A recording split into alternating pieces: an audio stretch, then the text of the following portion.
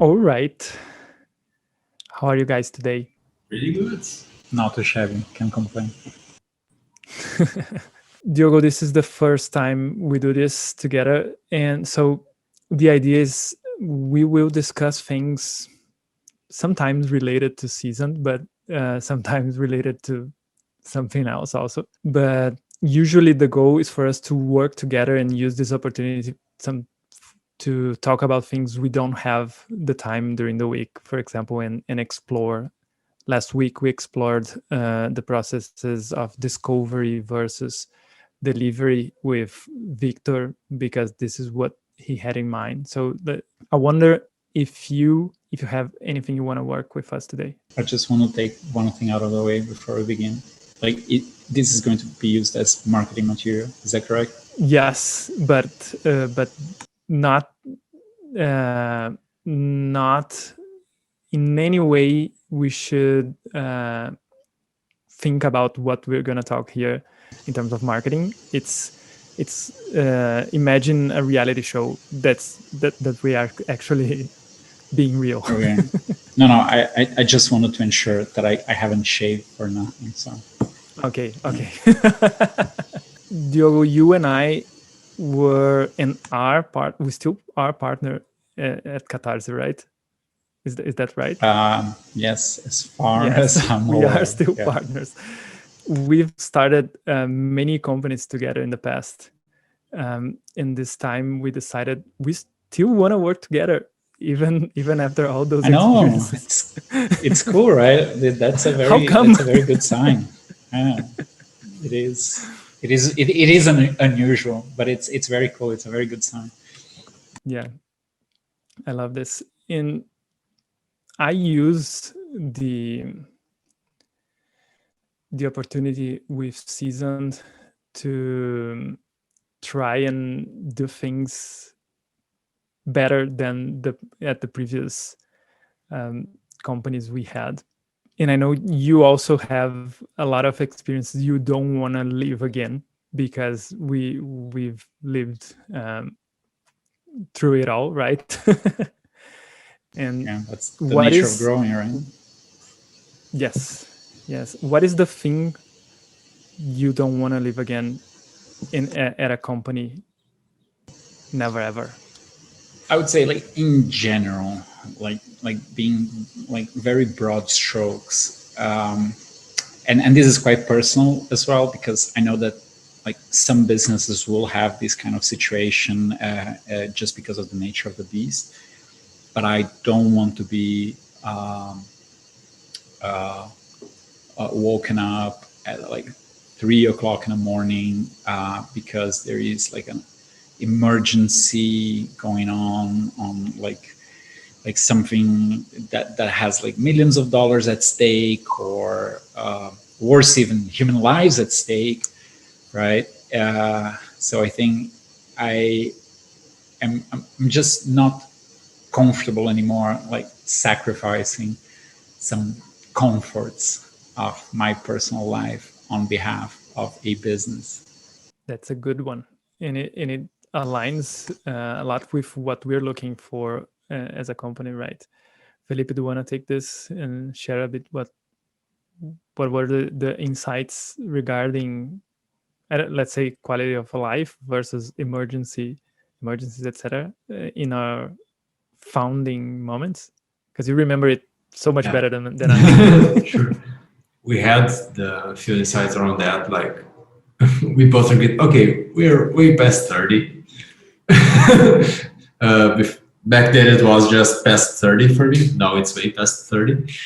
But we have lives, we have interests, families, whatever. We don't want to live for work. And that was pretty clear from the start. Even though we and I have failed many times, many this year, to uphold that. But the idea and the principle was there from the beginning, having a quality of life, not working insane hours just by design, making sure that emergencies were real emergencies, like because sometimes as the founders we wake up at 3 a.m. and even if there aren't lives at stake, unfortunately.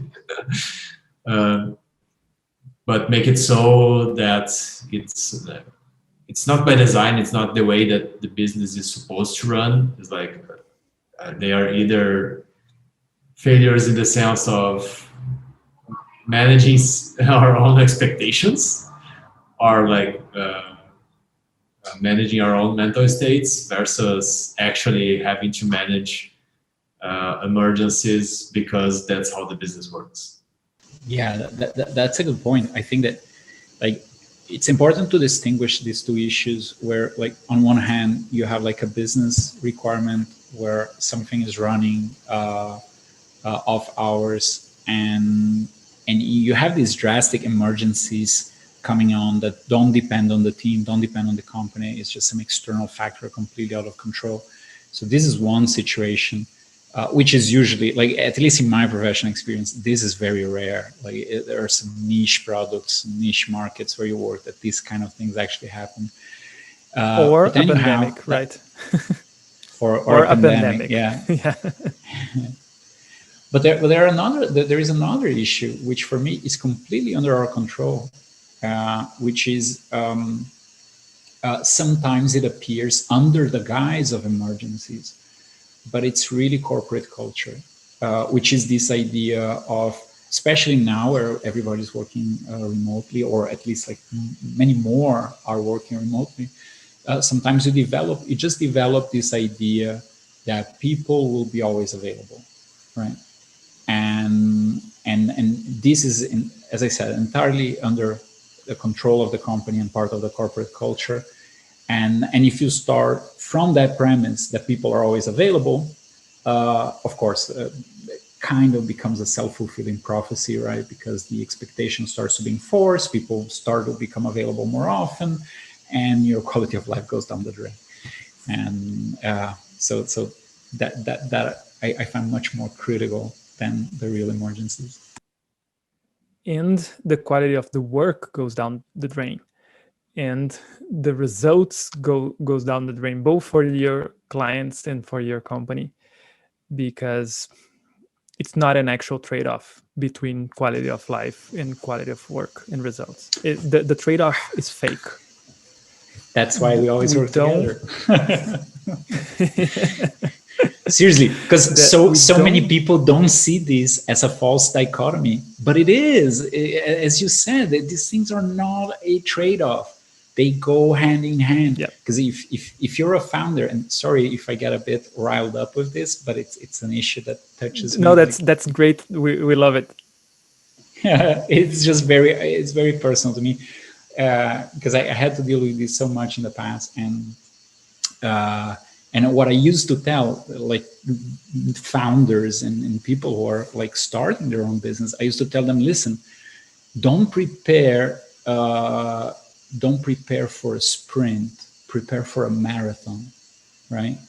Because usually founders are very concerned with like the next round of funding, what is going to happen until the end of this year, which are valid concerns. Of course, it's something that like you need to pay the bills to keep the lights on and keep the business running. But what you're doing now, if you're a founder, what you're doing in these first few years will have long-lasting impacts on the company. And this, like, if you are preparing for success, long-lasting might mean 30 years, right? Or who knows? Yeah, and that's great, because one of the things we liked about this dive conversations is because then something comes up that we might be able to add a lot of value to other people that would be watching. And I would like to explore, to dive into this idea of preparing for a marathon rather than a sprint. In my personal experience, the reason I didn't prepare for a marathon wasn't even that people weren't telling me you should prepare for a marathon, is because I thought things would be easier, results would come faster. And then I would say, okay, no, I know I should be preparing for a marathon, but let me sprint because we're almost there, right? And I think that's a very, very common founder mentality. No, it's the last mile, and then we're gonna run It's the just marathon. around the corner. We're just around the corner. Yeah. And I can say that without being like an asshole judging people, because I've done it so many times and I still do.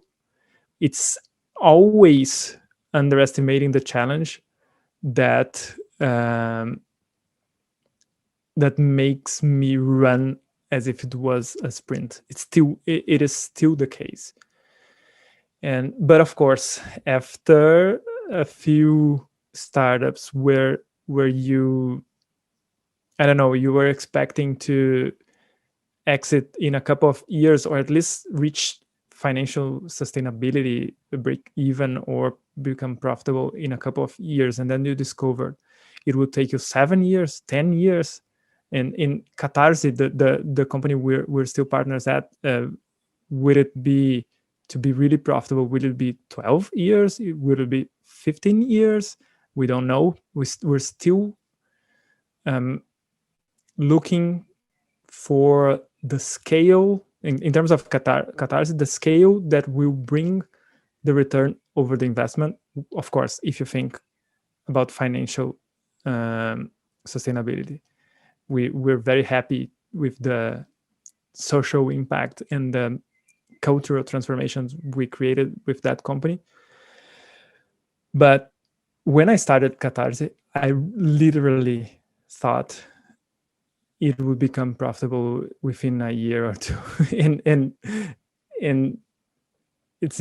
it would never be the case with the scale it needs to be profitable. Well, so my two notes are actually two things that you just mentioned. One of them is like the kind of like this inherent optimism to the founder, right? So you mentioned that something that made you like go faster or go as if you are in a sprint, is this like the last thing that you have to implement or release, was the fact that you were underestimating challenges, which in a way is, I could say that is being an optimist, right? And yes, I think definitely. that's a good point, because another thing that I used to say is, if you are not a bit of an optimist, you don't found the company.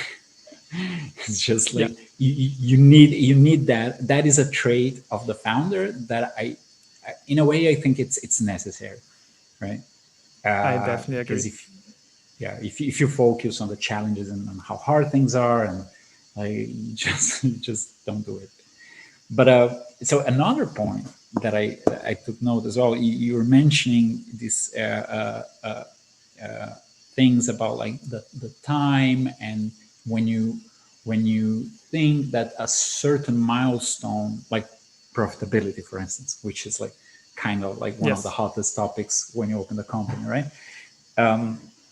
And sometimes you just think, oh, profitability, we'll reach that in like 1 year, or we'll reach there in whatever time frame, and that just doesn't materialize.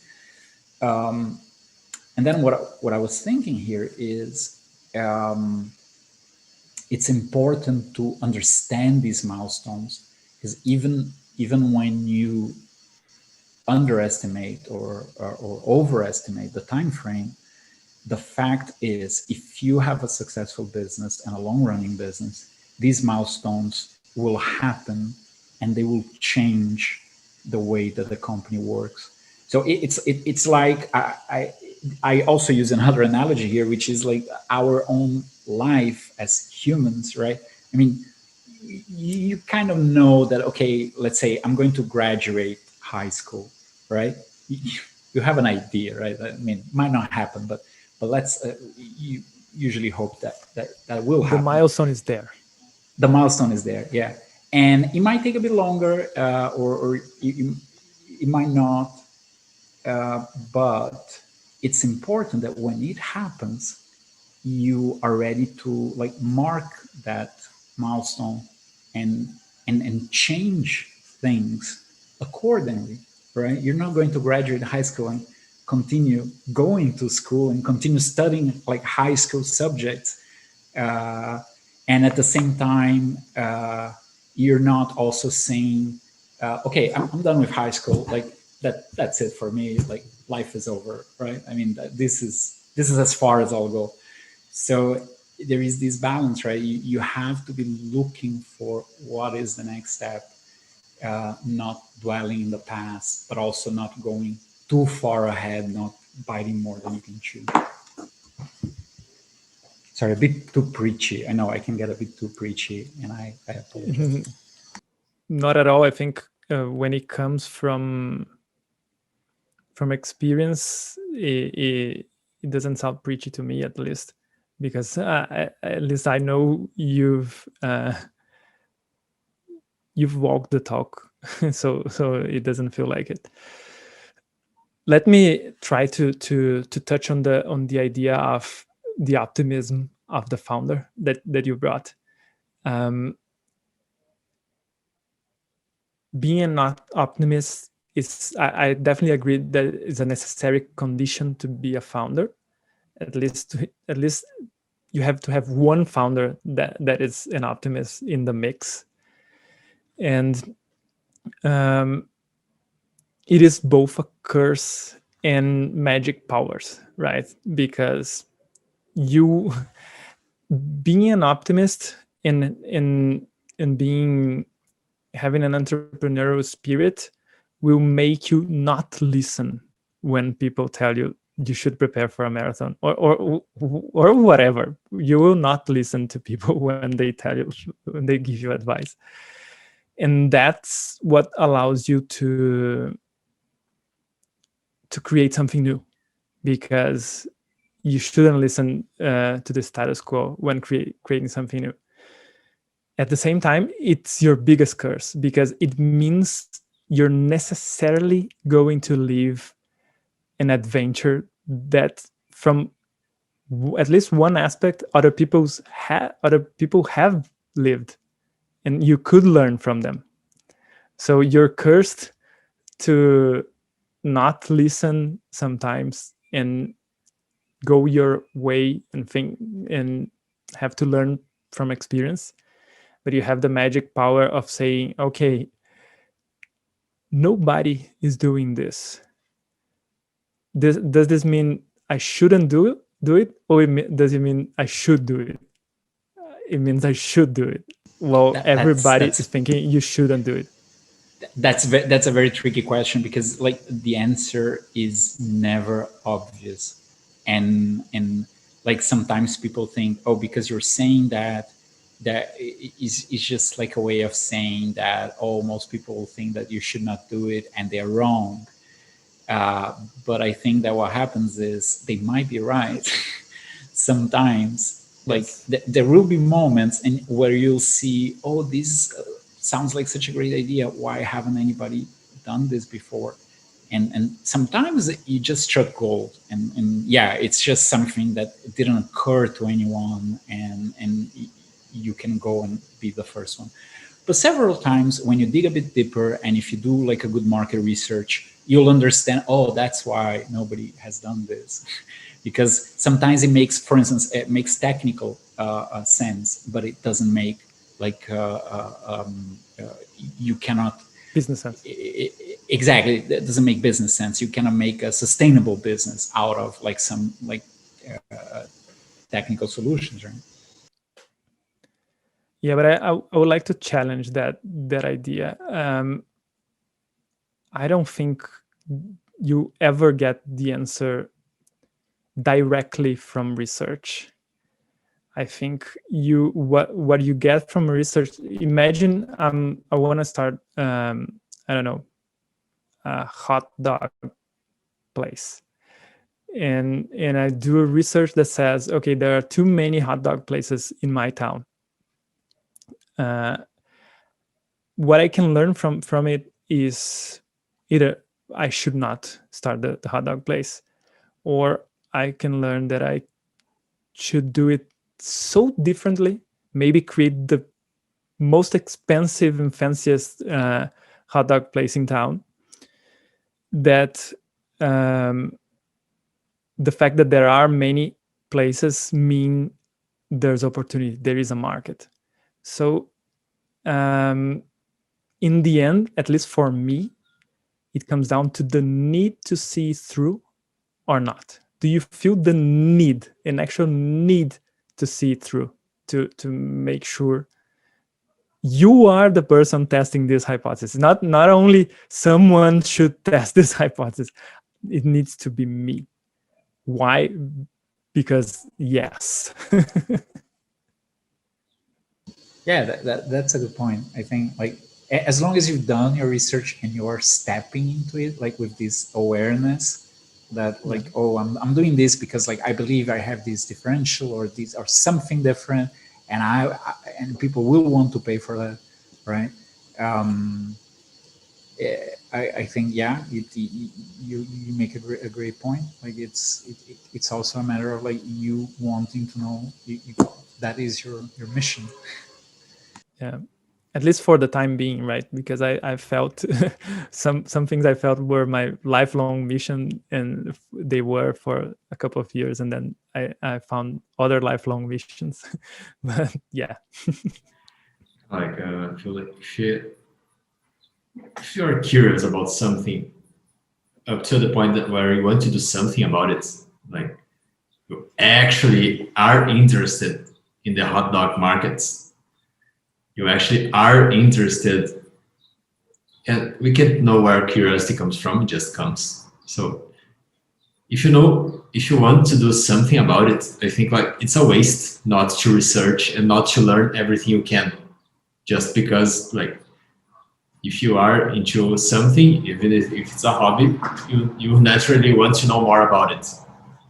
So if you want to know about how hot dogs work, makes sense to know everything about it in whatever size is your world, right? Whether it's your town, it's like it's the recipes or it's the business, and then of course if it makes sense, then to actually build the business. And in this sense, once it's decided to build the business, like there were a few point decisions that we made from the beginning. For example, we knew we didn't want a startup culture. And in fact, in the beginning, we didn't want to work with startups because both were mixed. Like, we don't want a startup culture. So, do we want to work with startups in the sense like we wanted both partners not to work like crazy 60, 80-hour work weeks. We had that pretty clear. We both wanted our salaries from the start. We wanted to be cash flow positive. We wanted to be sustainable in that sense. So we made a few business design decisions regarding that. Did we work crazy hour weeks? Yes. And Yeah. those were lessons, right? And there are two, for me, there are a few lessons from that, like whether or not those are mistakes depends on on the interpretation of the reader.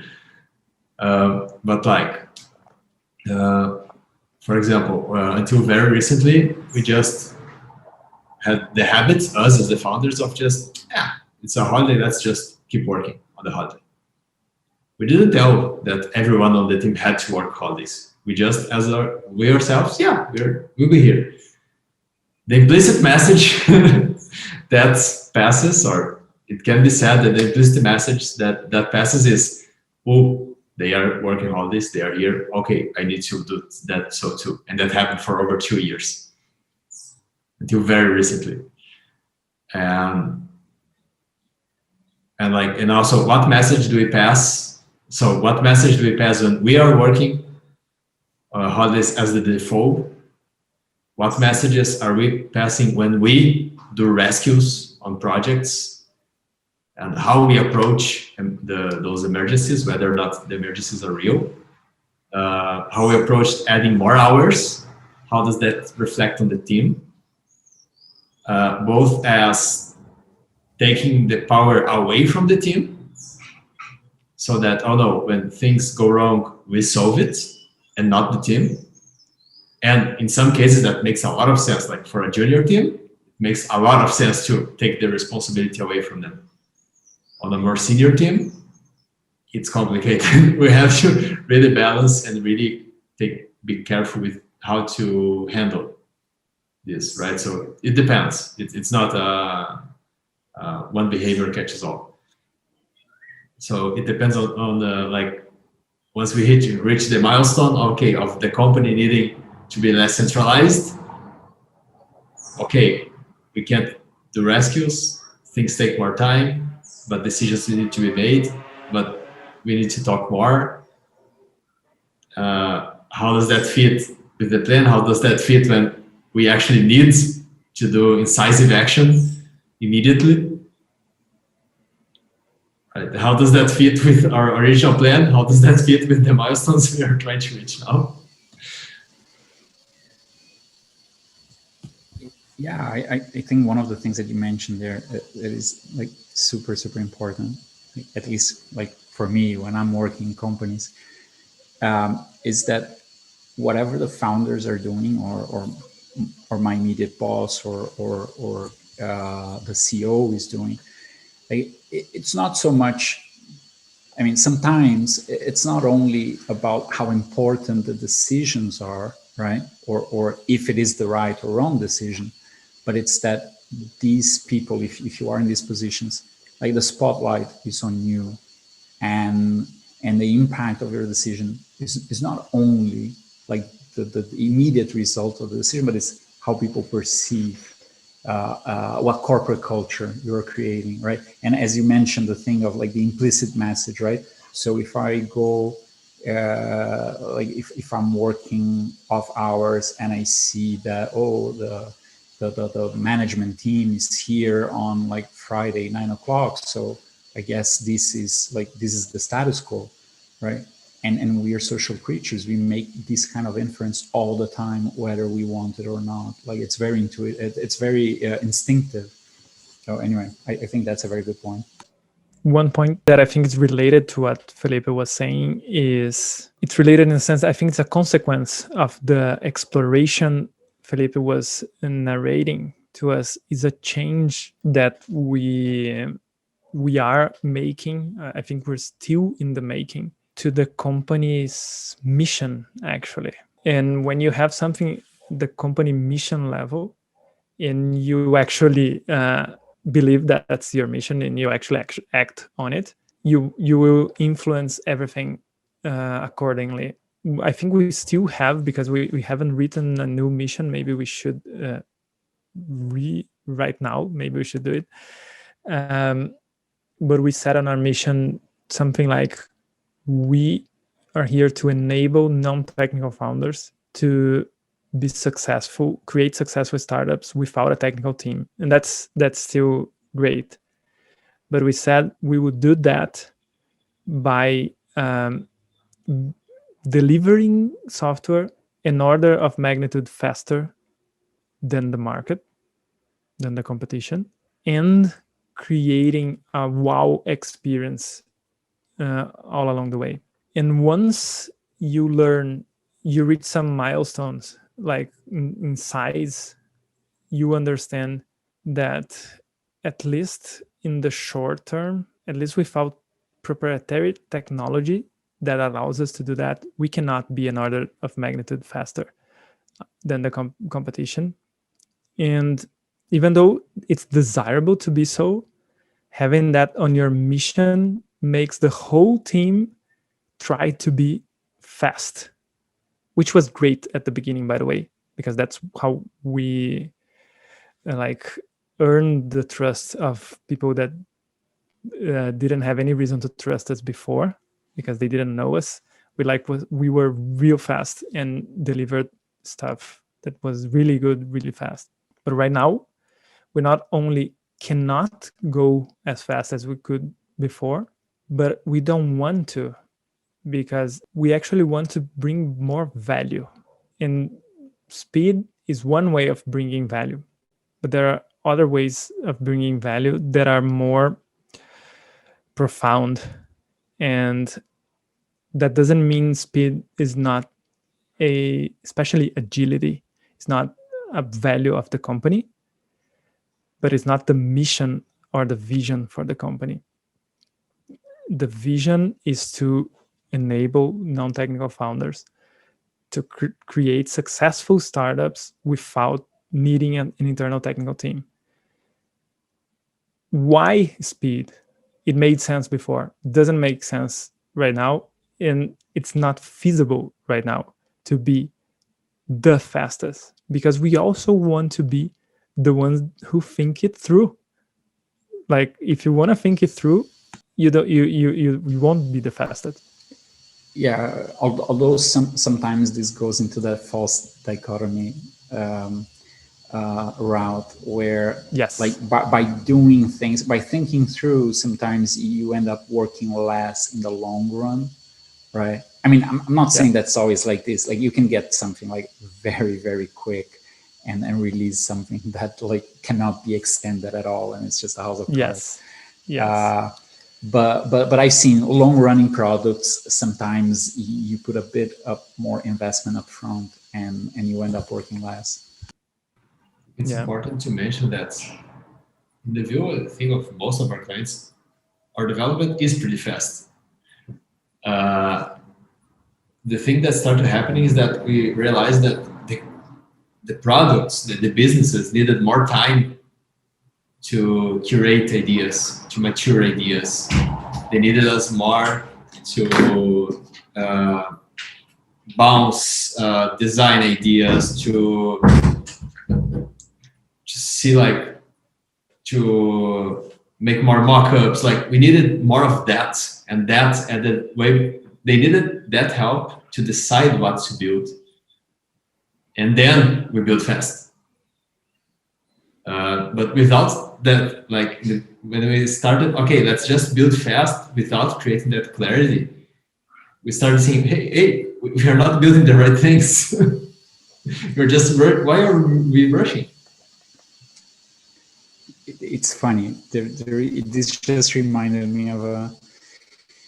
Sorry, I'll take a little bit of a detour, but I'll get to a point. That's what this is about, detours. So there is this. I think he was head of development. Don't quote me on that. Anyway, but someone that worked in the Xbox project at Microsoft. He's an avid baker as well. I also dabble in baking. And it's amazing because I heard an interview where he describes baking as you basically make a foam out of the dough, and then you freeze that foam in place with heat, and that is bread, right? So it's basically the dough with all these air bubbles in between, and you just caught those air bubbles because you froze them with heat. And I see. It's just coincidental, but funny that the person who said this works with software, because I see a similarity in the software development process where software, like the creating systems, not only software but systems, like a more broad sense. It's also like you crystallize processes, or you crystallize thoughts, right? So in a way, you also have to let it ferment, right? So that the process that you want, the shape of the thoughts that you want are there, and then you like apply the development, which is the heat, right? And you freeze that into a system. Right? Otherwise, what you will have is, if you don't have the proper fermentation, which, as in baking, can only be done through time, Like there is no other way. Like there is some time that has to pass.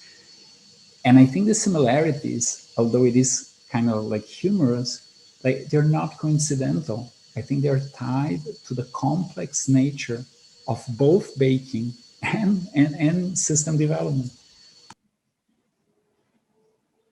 It's a great metaphor. I'll use that. Yeah.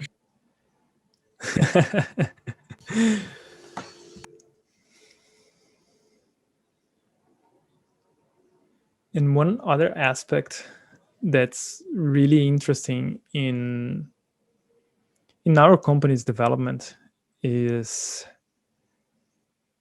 the leverage we get in terms of our productivity, in terms of our results, in terms of this waiting for the bread to ferment, to grow, is much bigger when our clients have a better business and a better opportunity. Because sometimes you can be, I don't know, let's pretend that we could do this. We can measure, we were as fast and as precise and as good in the development process with client A than as with client B. But client B is like very happy and having a huge return over the investment, and client B is like struggling, trying to find means to invest more, but since they didn't have a great return over the investment, they're questioning the investment. And this kind of thing is 100% out of the control of the development process, right? But it is 100% within the control of our company in terms of who are the clients we engage with. So this is something that I've been thinking all along, I guess, but it's a construction, and you're learning and learning. But there's no way out from thinking like an investor when you're providing service. If you're interested at all in the satisfaction of your clients, you need to think like an investor. Should I invest in this client so they get a return and we get a return as well? Otherwise, if it is a bad investment for us of our time, it will be not a bad investment, not as good as an investment for them. And in the end, you need to be able to recognize good opportunities, just like an investor when you're like selling software development. And it's just wanted to bring this to the table because sometimes we're discussing a lot of things that had to do with the bread itself, and maybe a different oven would do it. Maybe a different building would make a different bread or something like that. Maybe the jam that you use after The jam that after the bread is done, yeah, like it's not good, or it is good, or maybe it's awesome, right? Yeah. All right. I think we covered a lot today, and I'm very glad we had the chance to talk. Diogo, especially because since you joined us, we I think we chatted briefly for half an hour, and I was really really missing talking to you. So thank you so much. Thank you, Felipe. Thanks everybody at home. It's been a great episode, and see you next week. Bye bye. Thanks, folks.